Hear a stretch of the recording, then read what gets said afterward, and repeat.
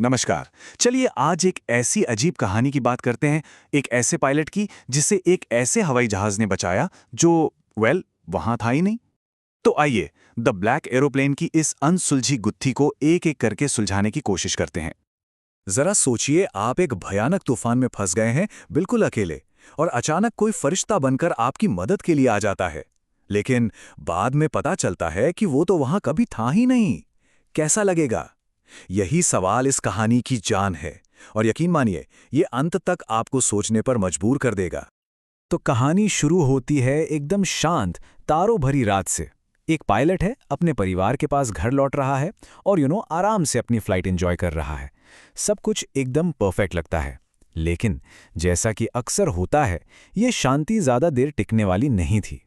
तो चलिए इस सीन को थोड़ा और डिटेल में समझते हैं। रात के बज रहे हैं 1:30, आसमान बिल्कुल साफ है और हमारा पायलट अपने पुराने भरोसेमंद डकोटा प्लेन में फ्रांस के ऊपर से उड़ रहा है।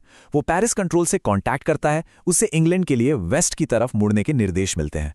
अभी तक सब कुछ एकदम आसान, एकदम प्लान के हिसाब से चल रहा है। और यहीं हमें पायलट के मन की बात समझ आती है। हाँ, वो अकेले हैं पर खुश हैं। वो अपनी फैमिली से मिलने और एक बढ़िया से इंग्लिश ब्रेकफास्ट के सपने देख रहे हैं। ये वही सुकून है ना, जो अक्सर किसी बड़े तूफान से ठीक पहले महसूस होता है। लेकिन जैसा कहते हैं ना, शांत समंदर से कभी कोई अच्छा नाविक नहीं बनता। तो ये सुकून बस कुछ ही पल का मेहमान था, क्योंकि अब पायलट एक ऐसे फैसले का सामना करने वाला था जो उसकी जिंदगी का रुख हमेशा के लिए बदलने वाला था।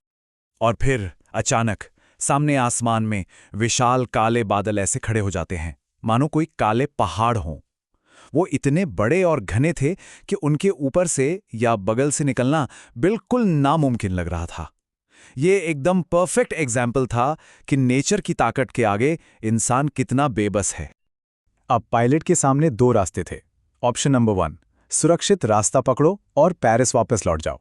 ऑप्शन नंबर 2, रिस्क लो और घर जल्दी पहुंचने की चाहत में सीधे तूफान से टकरा जाओ। मतलब एक तरफ थी सुरक्षा और दूसरी तरफ घर, लेकिन बीच में था मौत का खतरा।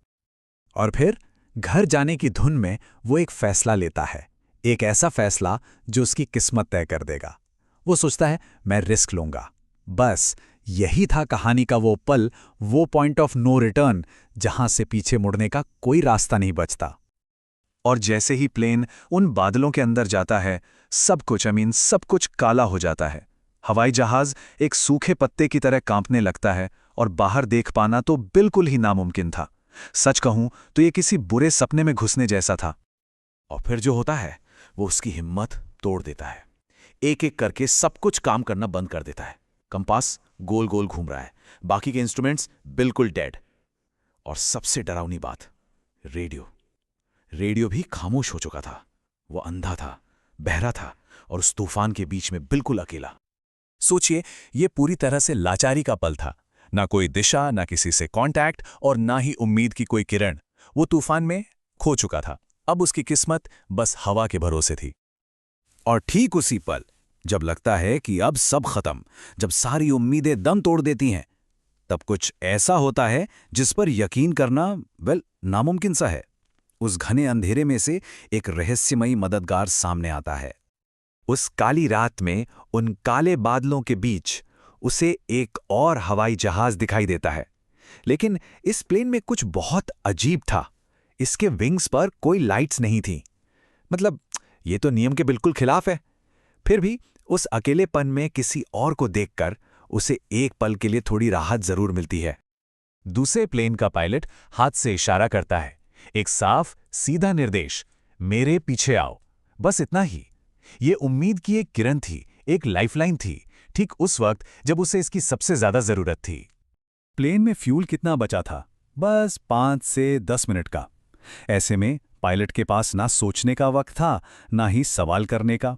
वो तो बस एक आज्ञाकारी बच्चे की तरह उस अजनबी के पीछे पीछे चल देता है, अपनी जिंदगी उसके हाथों में सौंपकर। तो खतरा तो टल गया, पायलट तूफान से बाहर है।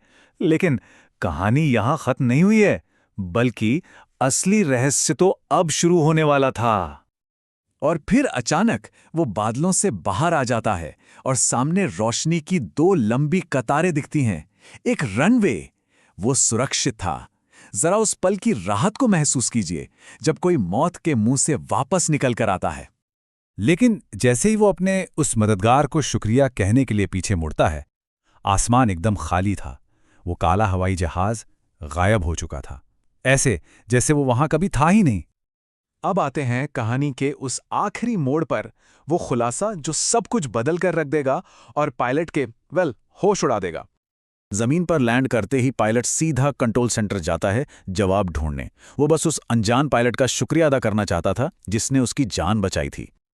और फिर वो चौंका देने वाली सच्चाई सामने आती है। कंट्रोल टावर में बैठी महिला उसे हैरानी से देखती है और कहती है, दूसरा हवाई जहाज इस तूफान में? नहीं तो आज रात कोई और प्लेन उड़ ही नहीं रहा था, रडार पर सिर्फ आपका प्लेन था। मतलब वो वहां बिल्कुल अकेले थे। तो यहां ये दो अलग अलग सच्चाइयां आमने सामने खड़ी हैं। एक तरफ है पायलट का अपना अनुभव जो उसने अपनी आंखों से देखा, और दूसरी तरफ है रडार का डेटा, एक ऐसी टेक्नोलॉजी जो झूठ नहीं बोलती। सवाल यह है कि ये दोनों सच एक साथ कैसे हो सकते हैं?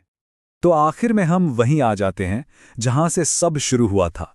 आखिर कौन था उस अजीब काले हवाई जहाज का पायलट? क्या वो कोई फरिश्ता था, या पायलट की अपनी ही हिम्मत और बचने की इच्छा ने वो रूप ले लिया था? कहानी इसका कोई साफ जवाब नहीं देती, और शायद यही इसकी सबसे बड़ी खूबी है। ये हमें विश्वास, किस्मत और उस अनजानी शक्ति पर सोचने के लिए छोड़ देती है जो शायद हमारी समझ से बिल्कुल परे है।